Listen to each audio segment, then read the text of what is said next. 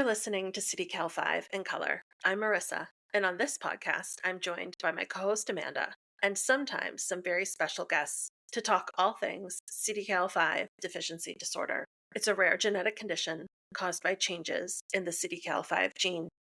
Patients with this condition often experience profound developmental disabilities, difficult to control seizures that start in infancy, cortical visual impairment, and a variety of other health concerns. It's a challenging condition, but we know that by sharing our stories, we can raise awareness, provide support, and paint pictures of our community that can lead to greater understanding and meaningful change for families like ours. Let's jump right in. Hi, Amanda. How are you? I'm cold. Winter arrived and it's went from like 40 degrees to 9. So feeling January, which is good. Yeah. But anyways, We're supposed to get, a lot of the country's supposed to get a lot of snow this weekend. So unfortunately, I don't think we're going to get a lot of snow, but it's going to stay cold. So yeah. This episode will go out on January 31st, which is a Saturday, and it's right in time for the start of February. February is Tube Feeding Awareness Month. And our topic today is one of my favorite topics, tube feeding. I don't know why. It's one of my favorite topics, but for some reason it has a hold on me. I love talking about it. And actually my favorite thing to talk about when I talk about tube feeding is homemade blended diets. So feeding homemade blended food through the tube.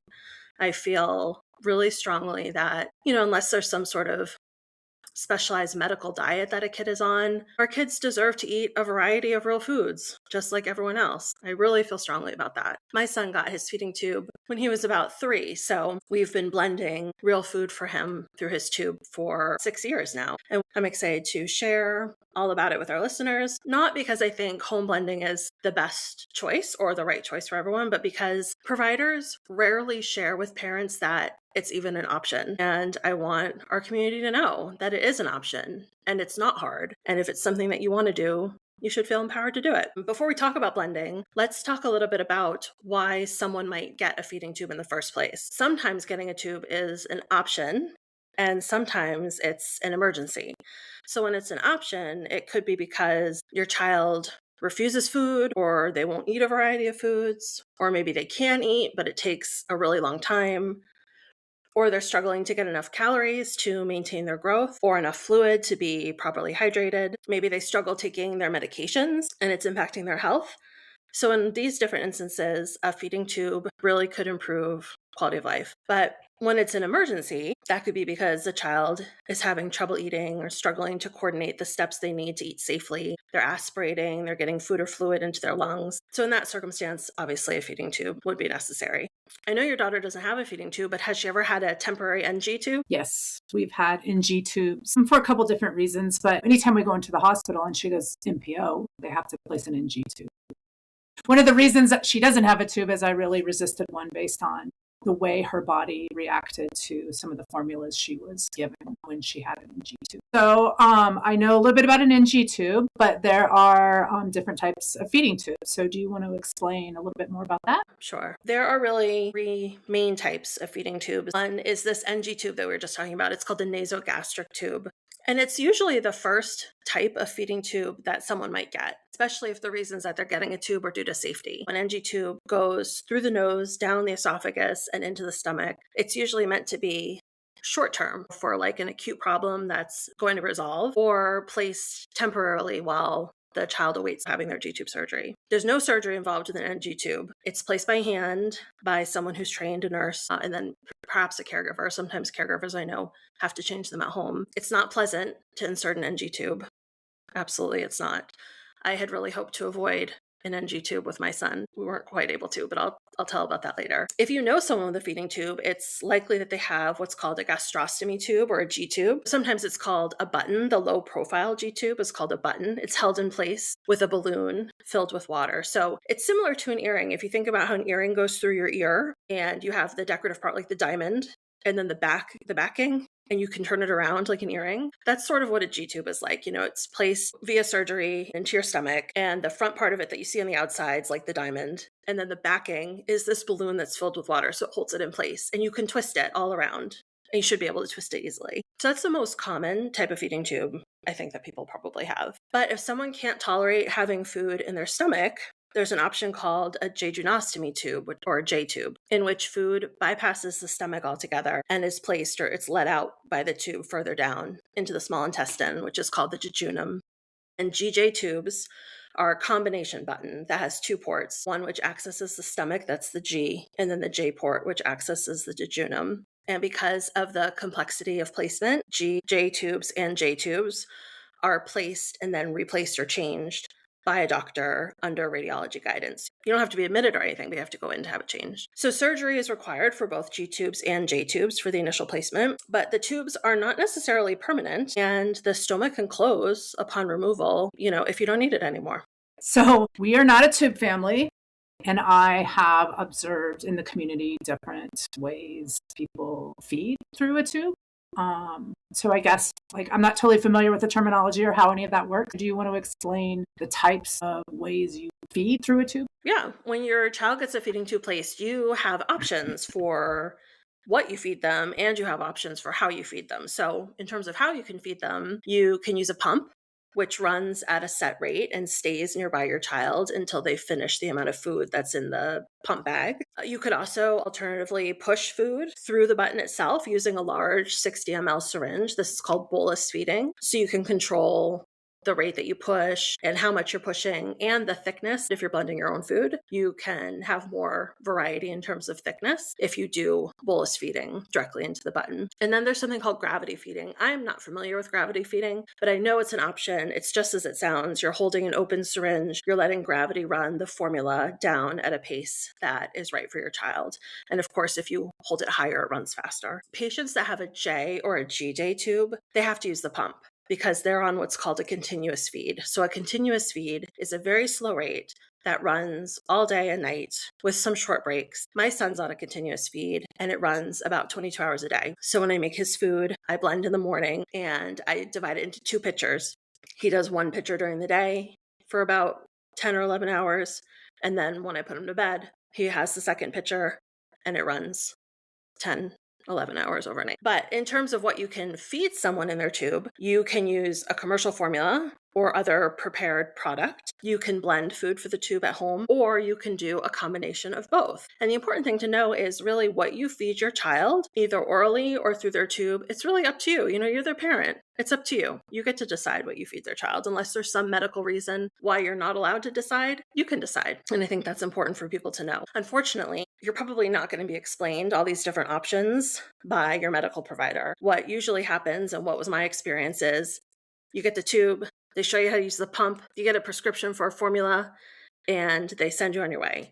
But it doesn't have to be like that. You can speak up and ask about the different variety of options. And better yet, you can really think ahead of time what you would want it to look like for your child, and then be able to speak up and let them know clearly how you're looking for it to be done. There's nothing wrong with doing that. So can I ask, how does food safety and handling, you talked about blending a pitcher. Do you have to keep that temperature controlled since it's taking 10 hours to get to the bottom? That's a really important question. Food safety with blending is just like food safety. Like food safety is food safety, right? When you have these enteral products, they have what are called hang times. So these formula products, they have a hang time where they can be out in the open. Now, normally when you have food on a plate, depending on the temperature outside or wherever you are, you're going to have food on a plate open out for maybe 2 hours, no longer than 2 hours, right? But some of these formulas, the hang time is like 4 hours. Or 12 hours or 8 hours. Formula feeding through a tube is different. As soon as you introduce, and this is things some people don't understand, even as soon as you introduce water, as soon as you introduce something extra to that formula, let's say you're going to try adding a little baby food to see how your child tolerates it, you're trying to transition to more home foods instead of all formula. As soon as you do that, you have to pay attention to food safety as if it's regular food. So your hang time shouldn't be any more than 2 hours. If it's hot out, it should be even less than that. If you need to have your food running for longer than what would be a normal period of time that you'd have food out, yes, you need to keep it on ice. So my son's blend goes in the feeding pump bag into an insulated backpack with ice packs on both sides. I have a little thermometer that I keep in there to make sure it's at refrigerator temperature. It has to be refrigerator temperature because You can't leave food out for 10 hours, right? It's just Right. not safe to do that. And blending, breaking down the food into puree, even to purees. If you look at baby food jars that are purees, it says it can't be in the fridge more than 24 hours. So anything you're blending for your kid, whether they're going to eat it orally or you're putting it through their tube, the further you break it down, the quicker it's going to go bad. So everything that I make for my son for his tube, it lasts for 24 hours. The overnight pitcher's in the fridge all day until I need it, and I make it fresh the next day. Food safety is incredibly important. I'm going to put some resources in the show notes. There's a Facebook support group for blended diets that I really recommend. And one of the moderators is actually a food safety expert. Like, that's her job. And so she shares a lot about food safety. And there's a lot of information that you can search for in the group to read more about it. You don't want your kid getting sick. That defeats the whole purpose. So what were the circumstances around Gregory getting his tube placed? Not only his tube, but you mentioned he has a GJ, and I assume that they happened at 2 different times. Yeah, he started with the G. So he got his feeding tube first when he was around 3. Around the time he turned 3, things went crazy for Gregory. He was having lots and lots of seizures. They were lasting a really long time, and he was sleeping for hours after each one. And so really all he was doing all day was having seizures and sleeping. So I wasn't able to get enough food or fluid into him at all. So it was pretty clear that I needed help. He wasn't going to be able to last like that. So he got his feeding tube as an emergency, I suppose. Even though I had been thinking about it for a long time, I knew when he had his CDKL5 diagnosis, and because he was never a strong oral eater, I knew he would probably end up with a feeding tube. But when we ended up getting it, it happened in a different way than I had hoped it was going to go down.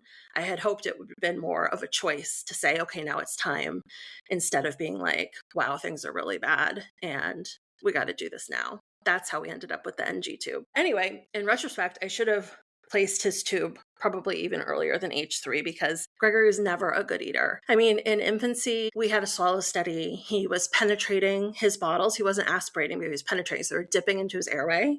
And so we started thickening. So he was on thickened fluids, thickened bottles as a little baby, like a 6-month-old, 7-month-old. And when we started introducing solids a little bit later than that, he seemed to do okay. But really, as time went on, he had a lot of coughing. And we did feeding therapy. We had oral motor exercises. We would do oral motor exercises to give input before we started feeding. But even with all of that, a typical 8-ounce puree meal would take us about an hour to eat. It would go down very slowly with quite a bit of coughing, really, no matter what we did to try and prevent it. Between the ages of about 1 year and 3 years old, Gregory ate 5 times a day, or I fed him 5 times a day. So 3 of those feedings were bottles of thickened toddler formula or Pediasure, and 2 feedings were homemade pureed meals.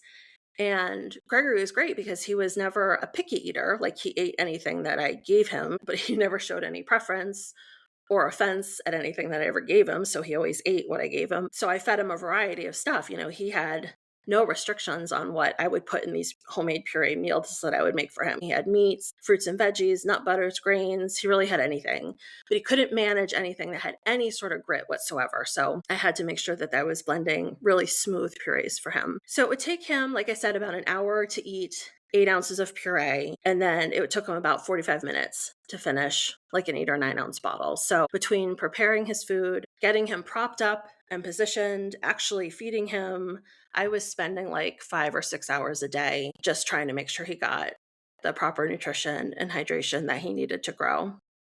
It was, in retrospect, it was pretty ridiculous. It was pretty ridiculous. Yeah. Yeah. I mean, I know one of the questions that I still discuss with the Denver clinic every time we go in every couple of years now for a multidisciplinary visit, and we still discuss every time how long mealtime is taking, because that team has always been of the belief that if mealtime is taking more than 20 minutes, there's something wrong, and you really need to start considering other options for nutrition. Meal times need to be reasonable, but also nutrition is very much the building foundation of everything else. If your kid's not getting appropriate nutrition, even if they're not chewing well enough and nothing's absorbing, like, nutrition really sets the table for all other well-being, right? So I respect and hope that more clinicians are starting to kind of talk about, like, what's mealtime look like? It should really be discussed. I know I told the doctor how long it took to feed him, and no one ever said to me, you should consider getting a feeding tube. I think sometimes doctors are afraid of putting parents out or making things more stressful for parents who are already stressed. But the reality is a feeding tube alleviated my stress. It absolutely alleviated my stress. And parents can handle it. You have to be honest with parents. And I think the whole idea of getting a feeding tube feels so medicalized. And I was so sad when it was time. I was so sad. I remember I took pictures of Gregory's belly, his perfect belly with no holes in it. So, oh my God, his belly's going to have a hole in it. And, it was sad and you had to sort of come to terms with it. But my God, getting him a feeding tube is one of the best things we've ever done. And I knew it was coming, right? Because I think when you look at the gene reviews for CDKL5, it says like a third of patients get a feeding tube. I feel like it might even be more than that, but well, who am I to criticize the publication? Anyway, there's a decent chance if your kid has CDKL5 that they might end up with a feeding tube. And I knew that. And I knew how poorly of an eater my son was. And I knew with his low muscle tone and he's pretty severe in the way he's impacted with his development. And before it was even time to get one, I was already having conversations with my son's GI doctors and learning about tube feeding and reading. There's a couple books that I read that I'll put them in the show notes. And then, of course, I joined a couple of Facebook groups that were about tube feeding. And I really tried to expose myself to a lot of information. It was really important for me to maintain Gregory's diet when he switched to a tube, that he was still eating the same kinds of foods that he was eating orally. Because I had heard horror stories of people who switched to an enteral formula, something like a Pediasure, and then that's all their kid had. And then now they're struggling with constipation and they're struggling with reflux and they're struggling with vomiting, and it's a whole thing. And I was like, my son has so much going on. I just want to control what he's eating. I want him to have a similar diet once he gets the tube that he had before he had the tube. So I really tried to talk to the doctors even before it was time to say, look, this was my intention.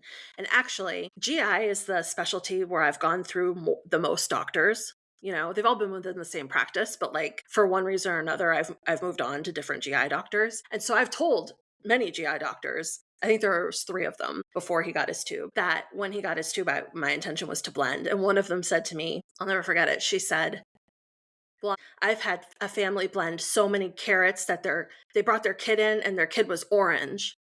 And I wanted to be like, you know what? You've trusted me to feed this kid his entirety of his life so far. What makes you think I'm not capable of knowing what he should eat, no matter how he eats it? You know what I mean? It was so insulting to me. I got rid of her pretty quickly, but I feel like GI doctors are not, first of all, nutrition's not their specialty. Right. We have a dietitian, right? So my GI doctor's like, let me know what you're doing and we're going to double check it with the dietitian, which is fine. She runs through his stuff. I end up giving her suggestions, but that's another story. But no, they're not really familiar. They're not comfortable with things that they can't easily measure. Formula in a container is really easy. It tells you all the nutrients and the calories and the macronutrients. It tells you all of that right there. And so it makes it really easy to figure out how much someone's supposed to have. But that doesn't mean they're not capable of compromising with you if you don't want to do it that way. They're perfectly capable. Or point them to somebody who can help, because I know that there are dietitians that will help you with blends and all of that good stuff. We don't see GI without a dietitian. They come as a team. And, we're not out of the woods. Ava's 20. She very likely could end up with a tube. You're one illness away or one situation away. Yeah, absolutely. So, it's a check. It's her weight. How are things going? And really her motility is a big, big issue for us, her stomach emptying and some of that stuff. So I think regardless of her oral motor skills, just the fact that her stomach doesn't empty and do what it's supposed to do puts us at risk as well for future of tube. And just because you get a tube doesn't mean you can't still eat orally. Right. You still can. You still can eat orally. You could do a combination, some tube feeding, some oral feeding. If you make a plate for your child and they eat half of it orally, and then you blend up the rest with a little bit of liquid and put it through their tube, boom, there you go. It really doesn't have to be this intense medicalized thing. It can just be something that makes life easier. So my intention was, I know my son's going to get a feeding tube, and when it's time, he's going to get a G tube. And I'm never going to have an NG tube because I don't want that for him. But then, of course, he was in this position where he wasn't alert enough. He had to be fed. We were in the hospital. He got the NG tube and we left the hospital with the NG tube. And he had it for like 3 weeks until his G tube surgery time came. And that G tube surgery date could not come soon enough. I absolutely hated the NG. I was terrified that it was going to pull out. I used to, it's taped to his face and then it's just hanging there. So I used to clip it with like a barrette, like a little claw clip to his hair. So I was so afraid that he was going to accidentally grab it and pull it out. I hadn't been trained to reinsert it. It was going to be in until the G-tube surgery. And so I would have had to take him in to get it reinserted. It's not pleasant to get it inserted. You're sticking this thing down the back of their nose and throat. And it's not huge, but it's not tiny. Plus it obscured his face, his little face, his sweet face. And I had this thing on it. I was like, oh my God, I cannot wait. I cannot wait to get that off. So we had the surgery, he got his button, and it was a G-tube, and I blended straight away. And what I used to do, and I'm going to put this in the show notes, I used to blend twice a day. And I used to make a breakfast style blend, and then I would make a dinner style blend. And I would split them into 2 feedings. So he used to have 4 feedings a day, but I only blended twice a day. So it really wasn't that big of a lift, considering I was already making his food before. It wasn't all that different to what I was doing before. And actually, he was getting more food than he had gotten before, because if you remember, he had been doing 3 bottles, because he couldn't drink out of any cups or anything like that. So he had been doing 3 bottles and 2 puree meals. Now he was having even more food. And I always got a kick out of making his food. I hated spoon feeding him.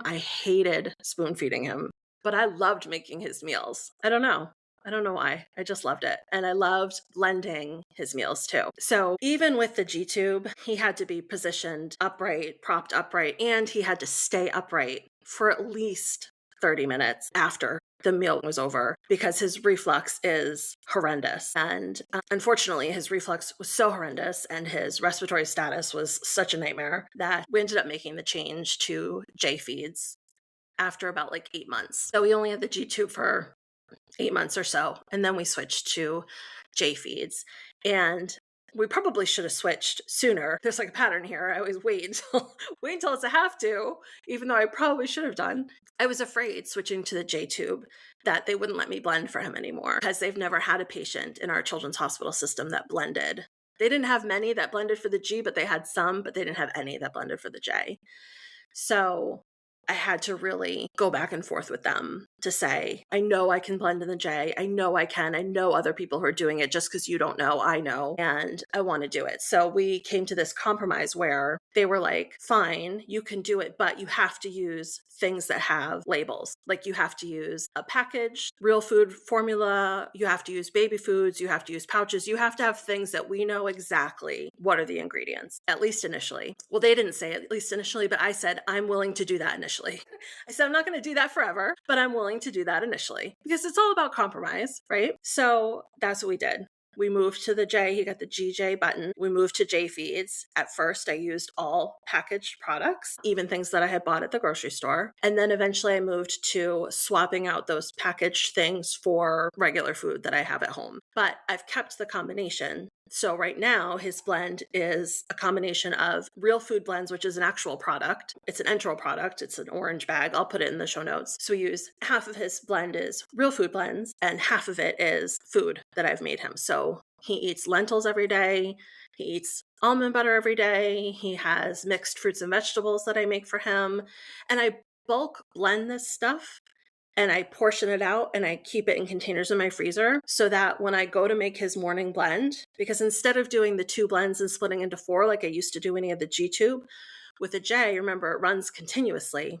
So I make his entire 24 hours worth of food first thing in the morning. And so having things portioned and frozen really makes that process a lot easier. I have a whole system, and I have a blog post in the show notes about how I do the blends for his J feedings too. When we made the transition to the J, it totally changed our life, because he can eat lying down. He can eat in his chair. He can eat in the stander. I hook him up in the morning. I put it in the insulated bag with the ice packs and the pump, and I hit go, and it goes. And I don't have to worry about it. I don't even think about it anymore. And he could be playing in his mat. He can be in any and all positions. Because the rate is so slow, it's giving such a little bit at a time, and it's going further down. It's not in his stomach, so he's not refluxing it up. Changing to the J feeds was like a game changer for me. It freed up so much time, because if you think about it, when I was feeding him orally, taking 5 to 6 hours a day, Even when I switched to the tube feed, you're still blending, you're still administering the tube feed. And I would go slow, right? Because he couldn't handle a lot of volume in his stomach all at once. So I would still go slow. It still took me like 45 minutes to do a feed, even in the G. So I was still spending a lot of time during the day making sure he got the calories and the nutrition and the hydration that he needed. And then once I switched to the J, it literally freed up hours of my life because you hit run and it goes. So, I mean, if you ask me what's easier, the NG tube, the G tube, or the J tube, a million times the J tube. For me, anyway, it's easier. My son's not very mobile, so I know people who've tried the J feeds, but their kids getting all tangled in the wire. It's a kind of a nightmare, or especially for someone who's walking or trying to walk or crawling or really rolling all around. My son's not like that. He's pretty stationary, so the J tube is a really good fit for us. Well, I know my daughter has busy hands, and that's one of my reservations, but sometimes, like honestly, most times, I really wish I could administer meds through the tube. Oh, yeah. Even having it just for meds might change quality of life. It's really not a big surgery either. I mean, it doesn't take hardly any time at all. For me, I think it's Ava's behaviors. You think she might pull it? Oh, yeah. She's got busy hands. She has actually pretty good hand use. I think she would pull it. I think that would be my biggest challenge. I mean, I would take it on if I had to, but I don't know. Well, my son wears a onesie underneath his clothes. We get the adaptive onesies at Kohl's. They have snaps. They have a few different kinds, actually, but the one I like has snaps across the abdomen and down. And so because he's on the continuous feed, he's always hooked up to an extension. So the extension goes through two of the snaps. So it always stays in the same direction. That's the difference I didn't mention between getting a J tube and getting a G tube. Do you remember before I said a G tube, you can spin like an earring? A J tube, you can't spin it. It can't turn 360 at all because, the tube is longer because it's going into your small intestine. It puts that at risk of doubling back and getting twisted, and you can't turn that. So in order to keep everything in the same direction, in the same position, I snap it between two snaps on the onesies, but I wonder if putting her in a onesie would prevent her from pulling it out. I mean, putting in a G tube, you can switch it out in and out at home. It's pretty easy, but pulling out would hurt though. Oh my gosh. Well, and if it's pulled out in the middle of the night and I don't see it in time, it's that stuff too. Like if I have to cross that bridge, I will. But my biggest reservation is she doesn't love anything on her body that's not clothes related. Yeah, that's hard. Yeah. But, you never know. No, you never know. I have an uncle who lives in a group home and he's profoundly disabled. And I mean, he's in his 70s now, but he just got a feeding tube for the first time a couple of years ago. So he went 60 something years. Yeah. And actually, they're not even using it now. He's back to eating everything orally, but he had it for a while. So you never know. You never know if you're going to get it. But I want to say to people, if you think you might need a feeding tube, if you think your quality of life would be better with a feeding tube, it probably would be. So have a conversation with your doctor about it. Talk to other parents who have it. I mean, that was one of the things when I was like so afraid and so thinking this was so medicalized. And I didn't want this for my son. And I was nervous and afraid. And then I would read posts and people would say, oh my God, it's so easy. You're going to kick yourself. You didn't do it sooner. It's so easy. And it's true. It's so easy to manage. And it's so easy to work with. Don't let fear hold you back because you will kick yourself to say, wow, I should have done this sooner. I want to share a book that I really, really love. It's written by a doctor and an educator, and it's called The Homemade Blended Formula Handbook, and I'll put it in the show notes. It is a fabulous resource. It is full of, first of all, information about tube feeding, information about blending, but it's full of charts for how many fruits and vegetables, how many grains. It gives you a sort of a guideline that you can think about in terms of getting to your calorie goal and what different food groups you should be including.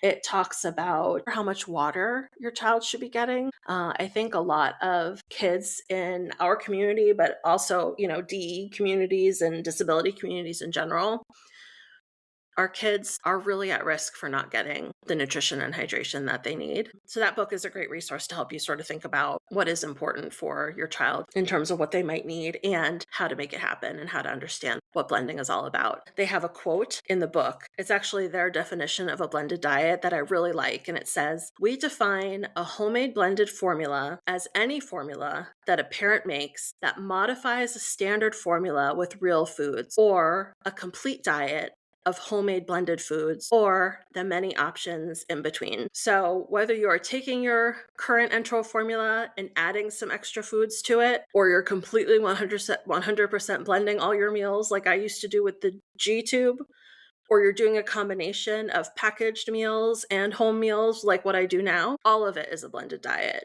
And you should feel empowered that if it's something you want to do, you can learn how to do it and you can feed your child how you want. So I hope people will take a look at the show notes. I'm going to put some articles. There's not a ton of like actual research about the benefits of blended diets for tube feeding, but there are some. So I'm going to put those in the resources too. And I'll also link to, we have our free ebook that I wrote on our website that's about blended diets. And then there's a provider she's a dietitian out of Canada. She has a website called Natural Tube Feeding, and she actually offers a course, a self-paced course that you can take if you are interested. You don't need to take a course. You can just ask questions and play around with it and learn as you go. But if you were interested in that, it's also available for you. Some people feel better going through some process like that, at their pace and learning what they need to learn. So sure. Well, it's been very enlightening learning about all of this stuff. So much has changed in all aspects of healthcare for our kiddos. It feels like there's more real food blends available in formulas than ever. I mean, it used to be like one. So you have to absolutely assume there's a benefit when you start seeing things like that. Yes. When you see the big companies like Nestle and Abbott start to offer more whole foods, they're doing it for a reason because it's better for our kids. But yes, exactly. When we first switched to tube feeding, I think real food blends existed. There was a product called Nourished that existed. But there really was not a lot of products made with food. But now there are quite a few products made with food. You could do a Google search for pediatric enteral formulas and see what there is so that when you have a conversation with your doctor, you can know that there are options open to you. And look at the ingredients. All of the websites for these different products, they all let you see the ingredient list on their website. So go and look at the ingredients and compare them and see what's in each one. And unfortunately, a lot of providers are still giving people Pediasure. And I encourage you to look at the ingredients of Pediasure and think about what it means to be fed the same thing every meal. And is that what you would want for yourself? So I encourage people just to look at the information that's available and have conversations about it. And if anyone has questions for me, like I said, I don't know why, but I love talking about this. It's one of my favorite things to talk about. I don't know why. I love it. So if anyone has questions, shoot her a message. Like she will message me. I'll get on the phone with you. I'll show you my fridge. I'll do whatever. I love it. I love talking about it. So, all right. Well, thanks so much, you. Amanda. Yeah. Happy Tube Feeding Awareness Month, everybody. I'll put the link for that in the show notes too. Yeah, we'll see everybody soon. Thanks for listening. We hope you'll follow us on social media at CDKL5 in color on Instagram, Facebook, and LinkedIn, and visit us online at www.cdkl5incolor.com. Have questions or a topic you'd like us to chat about? Would you like to be a guest on our podcast? Email us cdkl5incolor@gmail.com and we'll be in touch. Until next time.